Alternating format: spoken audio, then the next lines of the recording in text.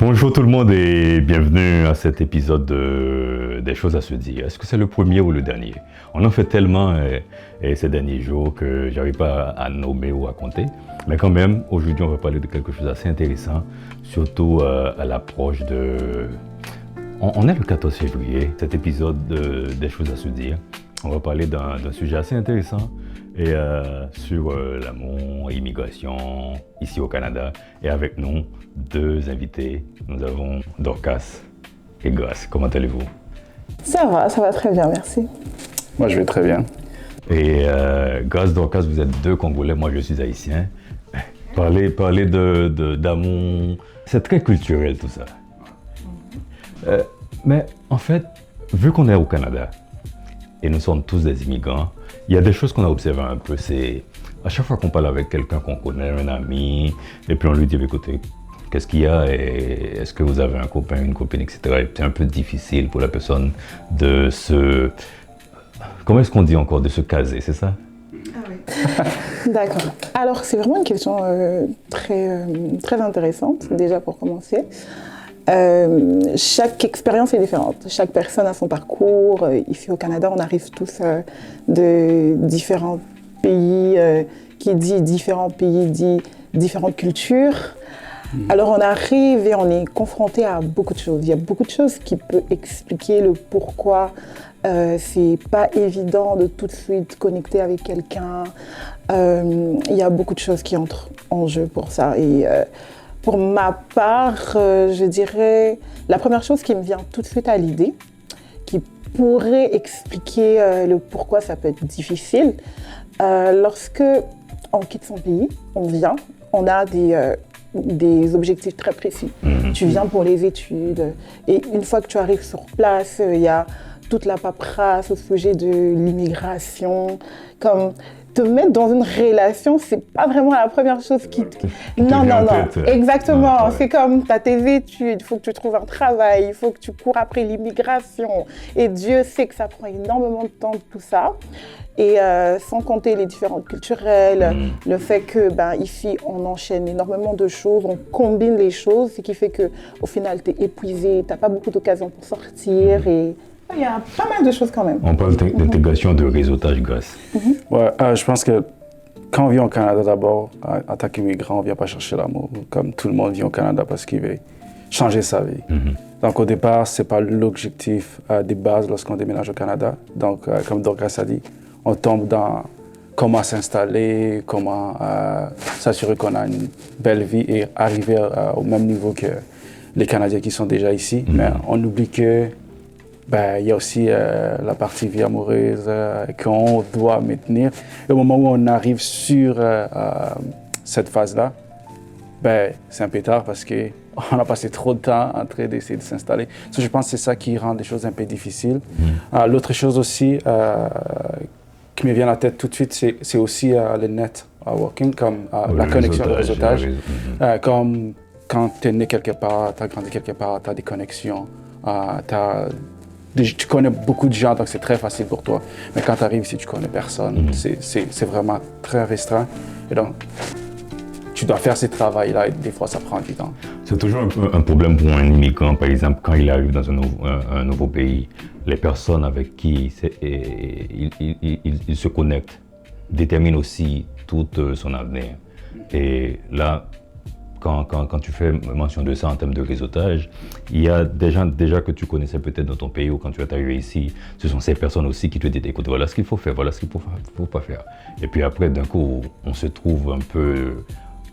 Si ces personnes ne sont pas connectées, non plus nous ne sommes pas connectés. Ouais. Et ça, c'est un problème réel. Ouais. Oui, effectivement, parce que ton environnement peut... te faciliter la tâche, on va dire, ou te permettre d'aller plus rapidement dans l'atteinte de tes objectifs, ou tout comme peut te ralentir aussi. Pour ceux qui ont été chanceux, c'est-à-dire ils sont venus au Canada, il y a eu déjà peut-être la famille qui était sur place, comme tu viens de le dire, des amis, alors tu as des repères, des gens qui ont un peu frayé le chemin pour toi, c'est-à-dire ils ont vécu les expériences avant toi, ils peuvent te guider, te montrer quoi faire, quoi ne pas faire. Et à contrario, c'est toi le premier et tu dois frayer le chemin. Par exemple, tout à l'heure, tu mentionnais que il y a tellement de choses qu'on fait et c'est comme si on est dans son petit coin. L'isolement aussi, c'est un enjeu, un défi majeur qui nous empêche de trouver quelqu'un à qui on pourrait se donner. Je pense que la première des choses aussi qu'on doit mettre la main dessus, c'est d'abord la différence culturelle. Certes, on rencontre certaines personnes ici, déjà des gens qu'on connaît. Quand on arrive, on s'attache à eux rapidement, ils deviennent de la famille. Donc, des fois, on commence à lever l'idée d'envisager quelque chose avec des personnes qui sont déjà devenues de famille. Alors, il faut aller au-delà de ça. Si je reviens sur le point de l'isolement, je pense que ça, c'est un bon point. Au Canada, forcément, on arrive, on a beaucoup de choses qu'on doit gérer. Des fois, au pays, quand on ne le faisait pas, et maintenant, on doit les faire. Et donc, on passe le temps à les faire, et parce que beaucoup de gens ont des horaires qui sont très différents, on n'arrive pas à se rencontrer, à faire des choses ensemble, parce que moi, quand je te dis je suis disponible le vendredi l'après-midi, toi, tu travailles le vendredi après-midi. Oui. L'autre que tu veux voir le lundi, faire autre chose le lundi, finalement, on reste seul. Et ça devient très difficile d'aller rencontrer les gens. Et surtout, si on tombe dans ça, qu'on s'habitue, ça devient très difficile de sortir de ça c'est comme si tu apprends encore à se connecter à d'autres personnes. Donc, je pense que oui, ça, c'est vraiment définitivement un défi que beaucoup, je dirais, des immigrants vivent quand ils arrivent au Canada. C'est qu'ils veulent se connecter, mais l'horaire, tout ce qui est, comme on dit, time is money, tout le monde calcule. Mais également aussi, est-ce qu'ils ne cherchent pas quelqu'un qui n'est pas trop différent, ou est-ce qu'ils n'essaient pas aussi d'imaginer quelqu'un qui est un peu différent de la réalité? Quand je parle de ça, c'est OK, disons que moi je suis haïtien, je voudrais bien avoir quelqu'un qui est haïtienne aussi. Bon, j'en ai déjà un, mais quand même, on est dans une société qui est très... il y a beaucoup d'autres nationalités. Ouais. Et puis, est-ce qu'on n'a pas aussi un problème de choix? Est-ce que je choisis une Congolaise? Est-ce que je choisis une Béninoise ou une Canadienne? Je suis au Canada. Je pense que ça joue beaucoup, spécialement pour nous qui venons d'Afrique. C'est comme, il y a encore une fois la différence culturelle, c'est ça qui nous pousse à dire, soit je vais à une Congolaise parce qu'on va bien s'entendre. Tu vois, il y a des questions où on va passer moins de temps à se discuter que si tu avais une Canadienne, ça devient très compliqué. Il faut apprendre comment ils fonctionnent versus toi, comment tu fonctionnes. Donc, je pense que oui, il y a ça aussi, et aussi les choix très restreints lorsqu'on est très pointu. Tu arrives ici, tu n'as pas toutes les qualités des Congolais ou Congolaises que tu aimerais avoir ici au Canada, tu n'as pas assez de choix. Et des fois, tu essaies de voir ailleurs, mais des fois, la première fois que tu essaies, c'est pas souvent... correct, parce que tu apprends, finalement, tu vas faire des erreurs et puis ton expérience peut être très différente. Oui, la différence culturelle, ça fait toute la différence aussi. Et aussi, le choix n'est pas assez élargi lorsqu'on veut choisir quelqu'un de sa culture. Ouais. Et donc, peut-être aussi, tout à l'heure, tu parlais du côté financier.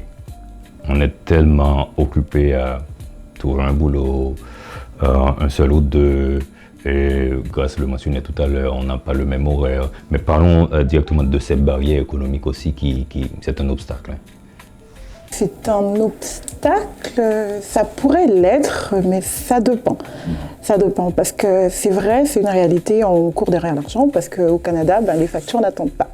Chaque mois, tu as des factures, donc tu dois pouvoir travailler. Pour ceux qui ont l'opportunité d'avoir des parents qui gèrent ce côté financier, ils se posent moins le problème. Mais pour ceux qui doivent se prendre en charge totalement, oui, on cherche l'argent. C'est un obstacle je dirais, dans le sens où oui, tu as moins de temps pour faire des rencontres, d'où peut-être l'isolement dont Grâce parlait tantôt. Donc oui, donc tu as moins de temps. En même temps, est-ce que ça constitue réellement un frein majeur ou comme un red flag peut-être dans ce sens-là? Si tu rencontres quelqu'un... C'est un stress aussi, la question financière. C'est-à-dire, comme tu dis, il y a tellement de choses, tellement de besoins. Est-ce qu'on a besoin de quelqu'un, à moins que cette personne soit là pour nous aider financièrement? Oui, là, on entre vraiment dans une question très, très, très culturelle. Le 50-50 ou le 100... ok, là, c'est vraiment Ça culturel. existe aussi pour nous, les Africains, ou c'est quand vous arrivez ici que vous voyez que, par exemple, pour moi, je suis haïtien, je vous le dis, la question 50-50, ça ne fonctionne pas. Ouais. C'est qui a l'argent? C'est qui, écoute, l'argent est à la maison, on le fait. C'est pas une question de ma femme, hein? Non, bien sûr, écoute, moi, si un Haïtien dit que c'est différent, écoute, qu'il se pointe maintenant. Non, mais en Haïti, c'est comme ça. C'est qui travaille, bon travail, l'argent rentre à la maison et puis ça. Mais alors que c'est un peu différent quand on est dans un pays capitaliste comme ici. Ouais. Exactement. La notion du 50-50, moi, j'avoue, je l'ai vraiment apprise ici. C'est vraiment ici que j'ai entendu l'expression 50-50. Chez moi, au pays plus jeune, c'est papa qui prend en charge les choses. Ouais. Même si deux fois, même dans nos pays, ça pouvait arriver que le papa, je sais pas, peut-être perd son travail et puis maman gère, mais comme ça ne paraissait jamais auprès des enfants, dans la tête des enfants, c'est papa qui prend en charge. Après, moi, pour ma part, je dis, tant que ça fonctionne pour le couple, c'est bon. Chaque couple a son mode de fonctionnement, 50-50, 80-20, 70-30. En tout cas, tant que ça marche pour vous, que chacun trouve son compte et au final, tout le monde est heureux, pourquoi pas? Mais écoute, avant même d'arriver à la question 50-50, il y a la question de on sort ensemble. Ouais. Et qui paye? Qui paye. Gosse, est-ce que c'est toi qui paye ou est-ce qu'on partage Écoute, c'est totalement différent. Ça aussi, c'est un choc culturel. Ouais. Tu sais, il y a quelqu'un qui a dit la personne qui paye, c'est la personne qui a eu l'idée d'aller en date. Je pense que c'est la personne qui initie, c'est lui qui paye. Je pense c'est ça, mais je pense de l'autre côté aussi, je trouve que c'est souvent élégant quand l'homme paye, parce que naturellement, avec une culture africaine, c'est qu'on sait que c'est l'homme qui est en train de courtoiser la femme.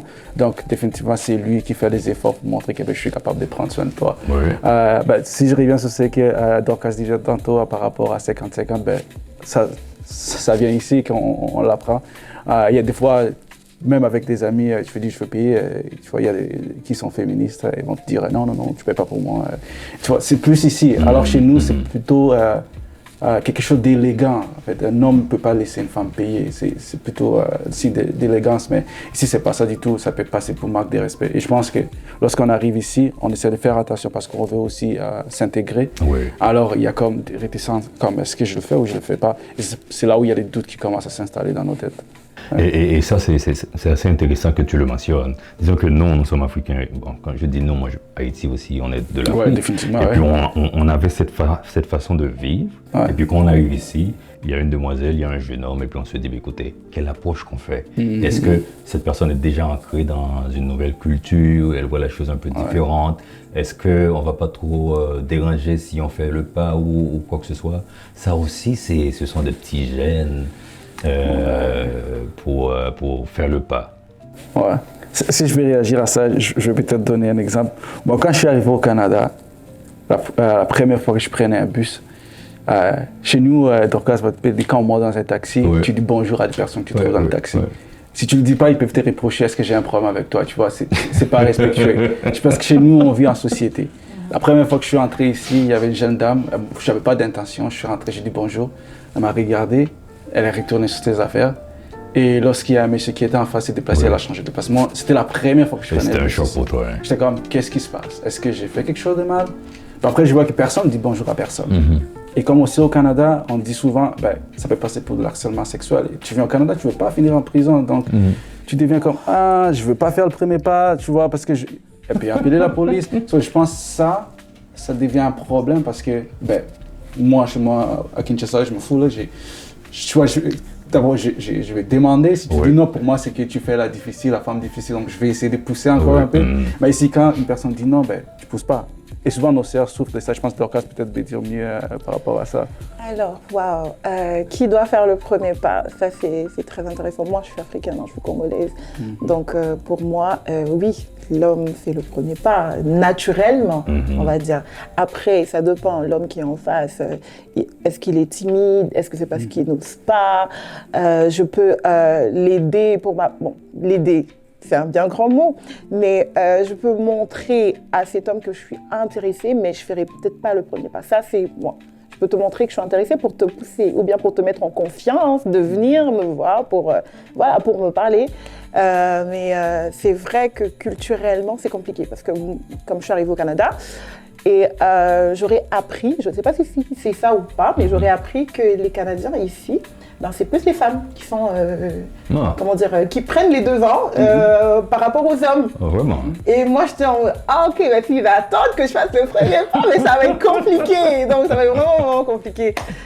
Oui, c'est vraiment un choc culturel parce que tu ne sais pas toujours comment t'y prendre. Et c'est pour ça qu'on préfère les gens qui viennent de chez nous, parce que c'est plus facile, on se comprend, on se connaît, on se comprend, et voilà, c'est plus facile.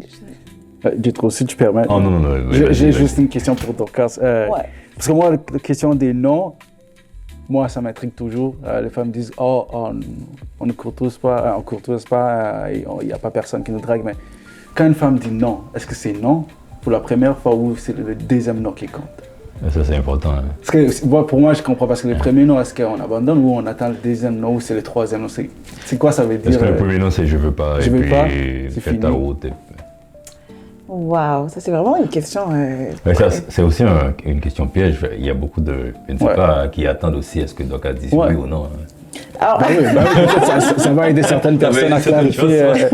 Ils sont dans quelle étape des noms?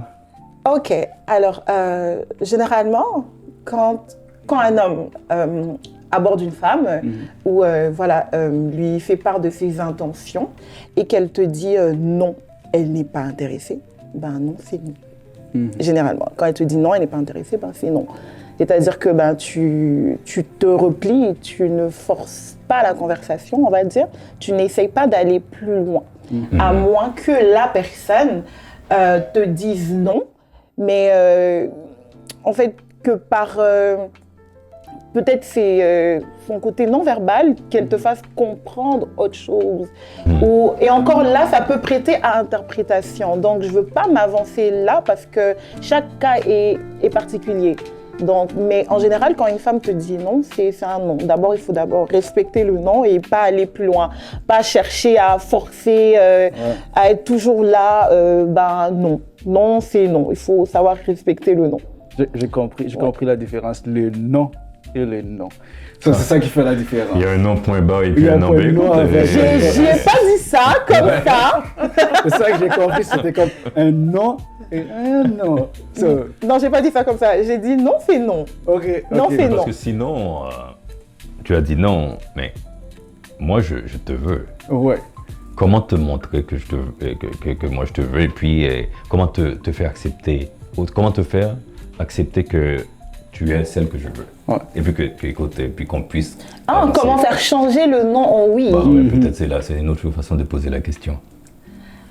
Ok, il y a plusieurs cas. Alors, je peux dire non à un homme, non au fait que je ne suis pas intéressée pour une relation amoureuse avec toi, mais ta présence ne me dérange pas. Ta présence ne me dérange pas, ton amitié ne me dérange pas, ta sympathie ne me dérange pas. En ce moment-là, tu fais quoi, toi? Tu restes prise, tu restes, avenant vis-à-vis de la personne. Tu rends service, tu montres que tu es présent sans trop être là derrière elle, parce qu'elle t'a dit non pour une relation amoureuse. Et si tu as beaucoup de patience, t'attends. On sait jamais. Tout simplement, t'attends. Jusqu'à ce que tu vois qu'au final, elle n'est toujours pas intéressée vers toi, tu vas ailleurs, parce qu'aussi, tu risques d'attendre très, très, très longtemps. Mais tout est juste dans la subtilité. Être présent sans être trop présent. Se faire accepter, se faire aimer aussi. Il y a des risques, mais l'amour, c'est un risque. Moi, je dis l'amour, c'est un risque qui ne risque rien à rien. Tu risques et ça peut donner quelque chose de beau, tout comme elle peut te friendzoner. Et c'est à toi d'accepter l'amitié ou pas. Il y a d'autres qui disent, moi, je ne peux pas accepter. Je suis venue pour quelque chose de précis et je ne pense pas qu'on pourra être amis parce que j'étais réellement aimée. On respecte la personne prend ses distances, tout simplement. Ça t'est déjà arrivé que certaines personnes viennent et pour quelque chose et puis restent amicalement Est-ce que c'est déjà arrivé? Oui, ça arrive. Hein. Ça arrive que tu dises non à la personne et puis voilà que la personne, que vous continuez de parler normalement. Oui, parce que la personne a compris. Bien souvent, quand la personne reste, c'est-à-dire que la personne a toujours de l'espoir, elle veut tenter, un peu comme la technique que je donnais tantôt, c'est-à-dire tu restes avenant, tu restes gentil, tu restes présent à côté, 1 an, 2 ans, et puis la personne se rend compte qu'il n'y a rien qui change, ben la personne trace naturellement son chemin et essaye de voir ailleurs. Mais ouais, c'est ça. Ah ouais, moi je veux juste dire quelque chose à mes frères immigrants, que faut pas courtiser une femme plus de 2 mois. Oh my Sinon, God! c'est super là. Ouais, je vais être clair là que mes frères immigrants, faut pas courtiser les femmes plus de 2 mois. Parce que pour moi, il y a un problème, tu vois. Si moi je viens avec des intentions d'être avec toi et que tu me fais comprendre que je suis ton ami, ben, je vais pas rester parce que mes intentions sont claires. Et je pense que c'est pas bien pour toi, c'est même pas sain pour toi parce que si tu as quelqu'un d'autre, ben moi je vais être toujours un frein entre votre relation. Et je pense aussi que beaucoup de nos sœurs comme alimentent cette relation amicale-là, justement parce que, comme on disait ici, il y a l'isolation et on n'a personne, donc on veut avoir un ami, comme, entre guillemets, un boyfriend, mais pas un boyfriend, qui fait tout avec toi, qui te ramène au resto, qui fait tout avec toi, mais pas ton homme. Pour eux, ça les arrange. Right? Pour moi, je trouve ça que c'est pas bien. Encore une fois, je trouve juste que si t'es pas intéressé, pour moi, la relation devrait s'arrêter là tout de suite. Tu fais ton chemin, je fais mon chemin et on s'arrête là. Parce que tu perds ton temps aussi. Hein. Oui, exactement. Tu pourrais avoir quelqu'un d'autre. Et si tu as quelqu'un d'autre, qu'est-ce que tu vas dire? Ben non, je suis ami avec elle. Quand tu vas dire non, je veux plus que tu sois ami avec elle, ben là, tu vas dire non, c'est mon ami. Comme je trouve que c'est des choses qui, si on ne les fixe pas tout de suite, ça va affecter nos relations futures. Donc, c'est très important de mettre. Et tu vois aussi, par exemple, la fille qui te dit, OK, moi, je veux pas qu'on soit ensemble, mais je veux que tu sois mon ami. Et puis, elle est un peu jalouse de toi si tu... Ben oui, définitivement ça arrive. Ça arrive parce que des fois il se rend compte que tu étais comme... Parce qu'il ne goûte pas encore à la phase d'être à son homme, mais quand tu as quelqu'un d'autre, tu lui donnes beaucoup d'amour et là il se rend compte que oh, j'aurais pu avoir ça. Et là ça devient comme je vais faire coming back. Je sais pas, peut-être je me trompe, mais moi je sais que c'est souvent ça qui arrive. Et comme, ben non, j'attendais juste que tu fasses plus d'efforts, mais combien ça prend de faire des efforts? Oui, ça peut être le cas où la personne justement se rend compte que l'histoire aurait pu être différente ou plus intéressante, ou bien simplement la personne réalise que toute l'attention que tu lui as accordée, tu ne lui accordes plus cette attention. Exact. Ça peut être en fait l'objet de la jalousie. Ça ne veut pas dire que forcément la personne te veut en relation. Ça veut dire simplement que voilà, tu étais là, tu étais mon ami, on était ensemble tout le temps et voilà, mais tu n'es plus. Donc, si je peux juste revenir sur ce que tu as dit tantôt concernant le fait que quand tu courtises la personne, tu viens avec un objectif précis et que par après, quand la personne te friendzone, je dirais, tu préfères te retirer. Je suis totalement d'accord. C'est comme si tu n'es pas venu pour ça, pourquoi t'imposer une amitié ou la présence de la personne, c'est pas ça. Mais qu'est-ce qui se passe si on a été amis avant? C'est-à-dire qu'à la base, c'était pas ça l'objectif. C'est-à-dire qu'on a été amis. Tu viens, tu me dis tes intentions, ou bien tes intentions ont changé en cours de route. Et là, je te dis, je veux pas briser notre amitié, je préfère qu'on reste amis. Tu fais quoi? Tu traces quand même ta route? Ou au nom de l'amitié, tu veux préserver, c'est comment tu fais? Moi, je pense que tu mets des limites. Tu mets des limites? Oui, tu mets des limites parce que tu as déjà développé des sentiments. Quand techniquement, si tu développes des sentiments, tu ne peux pas continuer d'être ami. Si tu me poses, parce que pour moi, être ami, c'est quelqu'un à qui tu te confies, quelqu'un à qui tu sens à l'aise. Comme si maintenant tu viens lui dire, écoute, j'ai trouvé quelqu'un, est-ce que tu penses que cette personne-là, c'est une bonne personne? Il ne va pas être objectif. Pour moi, il faut mettre maintenant des limites, il faut créer un bon cadre que, écoute, on est amis, on va rester amis. Comme on dit, on va rester des connaissances. C'est-à-dire que si tu as besoin de moi, je vais être présent. Mais à partir de maintenant, l'amitié est déjà brisée. Pour moi, l'amitié est déjà brisée lorsqu'une personne prend les risques déjà d'avancer. Ça a pu être pareil, comme tu sais. Tu sais qu'avant, quand il souriait ou quand il faisait des choses, tu vas dire qu'il faisait ça pour ça. Maintenant, je comprends. Après, ça va vraiment nous amener à nous poser une autre question. Est-ce que l'amitié entre filles et garçons existe vraiment? Là, on va aller dans autre chose. Mais voilà, je vais pas m'avancer là-dessus. Ok, écoutez, peut-être ça c'est pour un autre épisode. Qu'est-ce que vous voulez? Mais disons qu'on parlait de choc culturel aussi. Il y a la question de encore je le dis en tant qu'haïtien, et beaucoup de mes frères ne le comprennent pas, la question de dot. On dit il faut qu'il y ait ça dans certaines relations, se marier, etc. Expliquez-nous, parce que non, beaucoup de mes frères haïtiens, peut-être c'est une raison pour laquelle ils ne s'avancent pas vers une sœur africaine, parce qu'ils ne voient... Ils ne veulent pas payer. Mais est-ce que c'est payé? Parce que c'est peut-être trop lourd pour nous. Bon, comme ce sont les hommes qui donnent la dot, ben, je vais laisser à Ah, c'est les hommes qui... Ouais, mais je vais dire une chose, la dot, c'est pas payé. La dot, dès le départ, c'est pas du tout payé. La dot, techniquement, dans nos cultures africaines, je ne veux pas généraliser, mais la majorité, c'est que l'homme ramène la dot ou la famille de l'homme ramène la dot pour essayer de dire merci à la famille de la femme, pour dire, écoute, à partir de maintenant, on vous enlève quelqu'un qui est très cher, et là, on veut vous remercier d'avoir élevé, d'avoir éduqué, et c'est pour ça qu'on vous ramène la dot. So, c'est pas qu'on vient t'acheter, c'est juste maintenant que c'est devenu, avec le capitalisme, c'est devenu quelque chose qu'on essaie de donner des prix, des gros prix juste pour s'enrichir. C'est juste un cadeau. Oui, c'est un cadeau. Mais je vais encore ajouter quelque chose. Ce qui se passe d'habitude en Afrique, c'était quand la famille de l'homme donne les cadeaux, la famille de la femme prend cet argent-là ou donne d'autres cadeaux à la femme. Si la femme va ramener ses affaires dans le mariage, ce qui fait que le jour où l'homme va dire, ben, écoute, tu dois rentrer chez toi et que tu dois remettre la dot, la femme va dire, ben, avec toutes ces affaires que j'ai ramenées, je vais repartir avec. Ça devient compliqué de vider la maison que la famille de la femme a meublée. Et là, c'est juste une façon de fuir le divorce. Mais aujourd'hui, vu que la société évolue, les gens perdent un peu l'histoire, c'est devenu juste que c'est l'homme qui vient donner la dot et la famille de la femme souvent ne donne pas. Mais dans d'autres cultures, ce que j'ai compris, c'est que souvent c'est la famille de la femme qui vont organiser le mariage. C'est pour ça que vous arrivez, on vous accueille, c'est déjà cuisiné, tout ça, vous payez rien, vous ramenez juste la dot.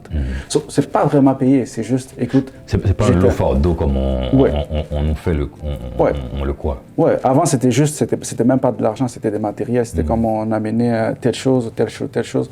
Mais maintenant, vu qu'on vit dans des villes, tu peux pas trouver tout ça, ben on essaie de calculer ça en l'argent. Je sais pas, peut-être, l'Afrique a beaucoup, il y a diversité culturelle, peut-être Dorcas peut donner aussi d'autres versions. Moi, je suis totalement d'accord avec ce qu'il vient de dire. La dot, c'est un symbole chez nous, originellement. Avant qu'il y a eu pas mal de dérives, et je pense que les dérives ont eu plus écho, parce que les gens ailleurs, ils entendent parler de tout ça, ils se disent non, c'est trop, parce qu'aujourd'hui, on va demander des sommes exorbitantes à des jeunes qui veulent se marier. Peut-être que la personne est encore, il vient de commencer la vie, il se débrouille, il ne gagne pas des 1000 et des 100. Donc c'est compliqué pour lui de réunir toute cette somme. Il est peut-être capable de prendre soin de sa femme comme chaque mois, mais réunir une aussi grande somme, il n'a pas forcément. Mais à la base, la dot, c'est vraiment comme ça, c'est un remerciement, c'est un symbole où on vient symboliquement donner quelque chose à la famille de la femme pour dire exactement ce qu'il vient de dire. Donc non, la dot, c'est bien. C'est biblique aussi, la dot. Ouais. Ah, c'est biblique. Oui, c'est biblique.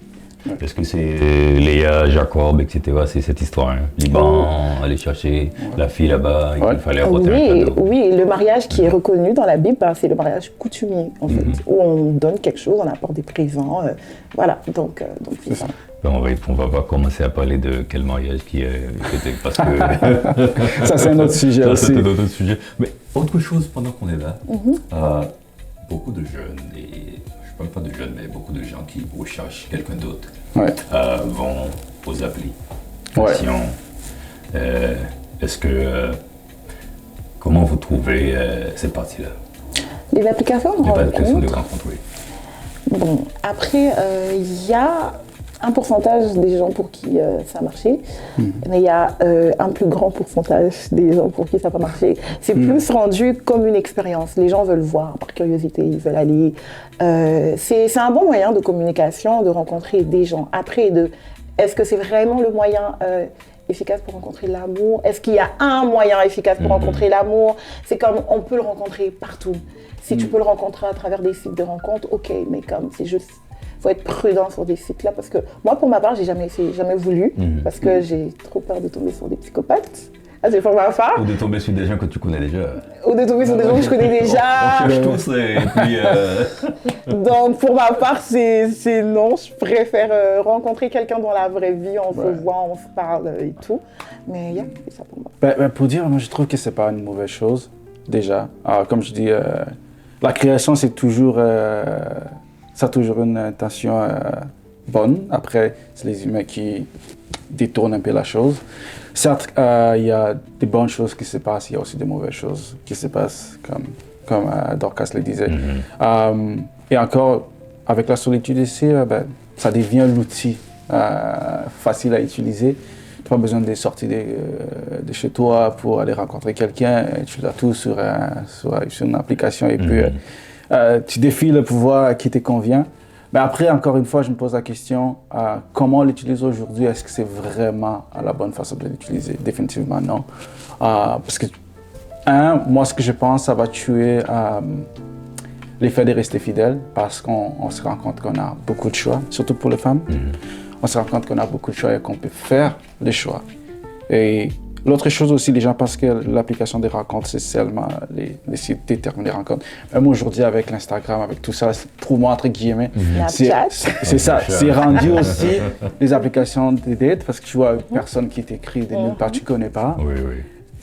Souvent pour les femmes, parce que, écoute, la personne voit tes photos, elle voit que t'es belle. Ah ouais, et puis tu commences les conversations. Et beaucoup de gens sont passés par là.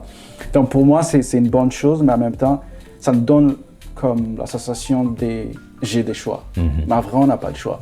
C'est parce que toutes ces personnes-là n'ont pas la même personnalité, toutes ces personnes-là n'ont pas le même comportement. Et c'est lorsque tu rencontres ces gens-là dans la vraie vie que tu te rends compte que, peut-être j'aurais pu juste rester avec mon choix initial. So, je dis que c'est une bonne chose pour les gens qui veulent essayer. Moi, je dirais pas non, essayer, on ne sait jamais. Mais il faut juste être prudent pour se dire que, écoute, il faut avoir des limites, il faut se fixer des limites. Jusqu'à où est-ce que je peux aller, c'est quoi mes limites. Ouais. On a parlé d'isolation au début, on a parlé de stress financier, plein de chocs, plein de problèmes et d'enjeux pour les jeunes immigrants qui veulent chercher de l'amour. Est-ce que, selon vous, il y a des façons qui seraient beaucoup plus simples, beaucoup plus faciles pour se connecter et finalement trouver l'âme sœur? Est-ce qu'il y a des actions qu'il faut poser? Bon, déjà, c'est certain que rester chez soi, tu ne rencontreras jamais personne. Amen. Oui, parce qu'on veut faire des rencontres, mais on reste chez soi. C'est sûr que le rythme de vie que le Canada nous impose, boulot, église pour ceux qui vont à l'église, maison, et voilà, et tu n'as plus de temps. Donc tu es fatigué, repos, c'est tout. Certes, on a ça, mais en dehors de ça, je suis désolée, il faut quand même faire l'effort de sortir, aller ailleurs, faire quelque chose de différent, aller à la bibliothèque pour ceux qui lisent, je sais pas, au parc, faire des activités, tout simplement qui te permet de rencontrer quelqu'un. Je pense que c'est d'abord un début. C'est un début. Déjà, peut-être demain, on va avoir plein de gens à la bibliothèque. Il y a une chose que je vais souligner. Sortir, c'est bien. Je veux dire à des gens qui pensent que sortir là où il y a du bruit, par exemple, aller dans les boîtes de nuit, des choses pareilles, tu ne vas jamais rencontrer quelqu'un là-bas. Je veux dire jamais, avec nuance, pour la simple raison que quand les personnes vont là-bas, c'est avoir du fun, pas pour rencontrer les gens. La bonne façon de rencontrer des gens, c'est d'avoir une communauté. À l'église, on a des communautés, il y a des jeunes qui se réunissent pour faire les études bibliques. Comme Dorcas disait, dans la bibliothèque, on a des personnes qui se rencontrent parce qu'ils partagent, ils partagent des hobbies. Donc c'est plus simple pour eux de se connecter. Comme si tu aimes le sport, aller dans la salle de gym, trouver une communauté, pas juste aller faire des sports. C'est trouver une communauté d'abord. D'abord, trouver une communauté. Réseauter, c'est très important de réseauter. Parce que quand on commence à réseauter, on commence à élargir ses options. Et c'est la seule façon que maintenant on pourrait se connecter à des personnes qu'on ne connaissait pas avant. Et moi je dis toujours, la bonne chose, ou si tu cherches quelqu'un pour marier, il faut que tu trouves une personne que quelqu'un connaît. Comme ça, tu as la facilité de savoir qui est la personne, d'où la personne vient. Tu connais un peu le background de la personne. Ça te permet d'être safe que tu rencontres quelqu'un randomly sur l'appli, tu connais rien. Peut-être la personne a été arrêtée. Au Canada, ça compte parce que dès que tu te maries avec une personne, ben, c'est vos crédits qui deviennent les mêmes. So, tu peux prendre les problèmes d'une autre personne sans se rendre compte de ça, même ses dettes aussi. Donc, c'est très important d'avoir une communauté, de connaître la personne bien avant vraiment d'avancer. Donc, moi, je dirais, trouvez-vous des communautés, trouvez-vous des communautés, trouvez-vous des communautés. Ça va vous arranger la situation. Est-ce qu'il faut ajouter quelque chose d'autre à ce que Gus a dit? L'église, c'est assez intéressant pour trouver quelqu'un. Toi, tu chantes à l'église. Oui, l'église, c'est très intéressant pour trouver quelqu'un. Après, gros astérix, être chrétien, ça peut pas être... Prier, je veux dire, aller à l'église, prier, ça peut pas être le seul critère, s'il vous plaît, mes sœurs. Faut pas uniquement rester à demander à Dieu de t'emmener, de t'envoyer l'ange parfait, puis... Non, c'est pas la seule chose à regarder. Est-ce qu'il prie, c'est l'homme parfait pour moi? Non, en fait, il y a le caractère qui va avec. Ouais. Tu peux prier et puis être insolent, prier et puis être brutal, prier et puis être chiche, n'est pas partagé. Ouais. Donc, c'est pas le seul critère, s'il vous plaît. C'est tout. Okay. Merci Gus, merci Docas. On a eu un dialogue assez franc aujourd'hui sur ce sujet et je sais que beaucoup de gens vont réellement aimer vous écouter, partager vos expériences et également vos conseils. Et c'était des choses à se dire et on vous dit à bientôt.